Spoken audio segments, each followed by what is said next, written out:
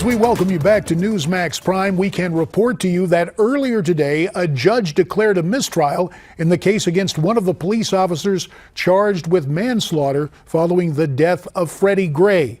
Jurors declared themselves deadlocked after they could not reach a verdict.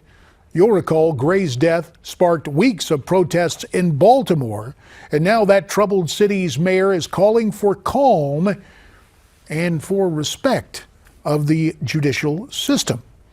For more about this, let's welcome in the former Assistant Director of the Federal Bureau of Investigation, Ron Hosko, who's currently President of the Law Enforcement Legal Defense Fund. He is Skyping in from Virginia, and a little further north from the Garden State of New Jersey, likewise via Skype, we welcome former New York Police Commissioner Bernie Kerik. Bernie is also the author of the book From Jailer to Jailed.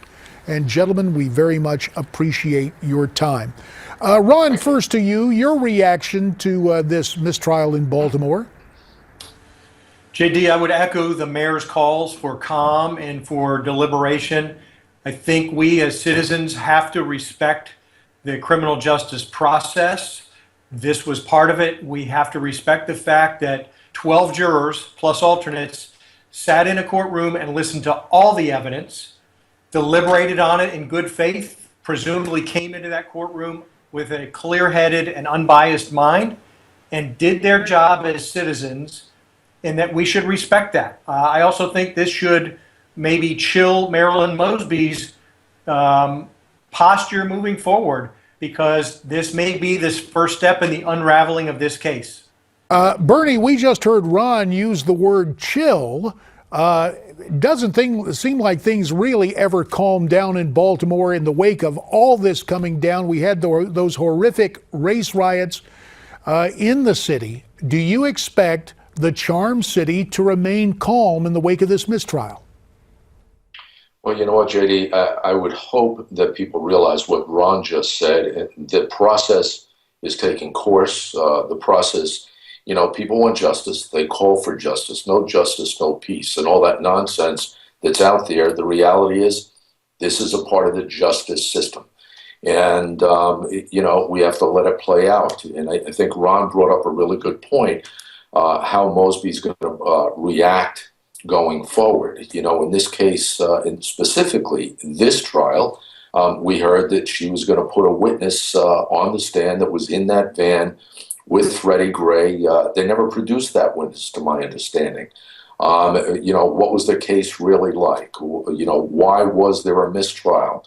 These are things that Mosby's going to have to look at going forward. But I think for the time being, the focus should be on keeping the peace in Baltimore, letting people get out there if they want to protest. They do it peacefully, but they can't destroy property. They can't attack people, and they can't act like they have in the past. All right, let's change subjects and cities to a place significantly larger than Baltimore, but beset with problems at least yesterday. The LA Unified School District shutting down in reaction to what was called a credible threat. Now, current New York City Police Commissioner Bill Bratton had a different take. He once ran the police in LA, but from New York City, he had the following assessment of what happened in LA.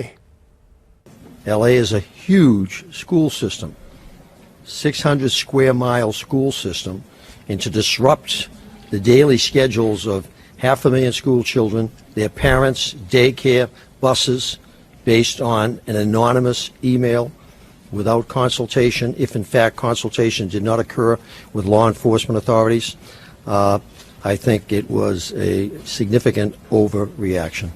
Ron Hosko, what may add credence to what Bill Bratton had to say there, the fact that apparently the FBI told the officials in LA the threat was not credible. Your take on the situation there, about 30 seconds.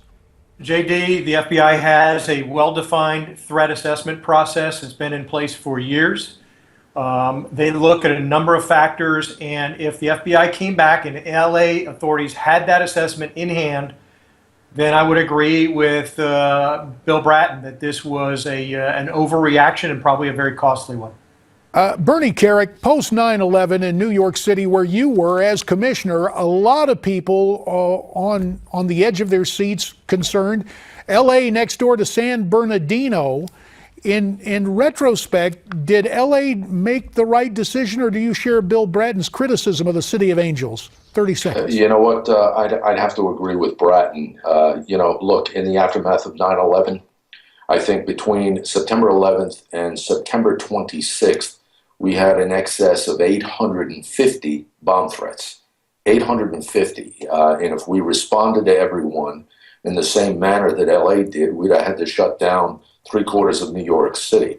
And I agree with Ron. The FBI has a phenomenal threat assessment process that they would go through. If they made a determination that this was not a credible threat, I think the city officials should have listened. And we will have to leave it there. Gentlemen, thanks.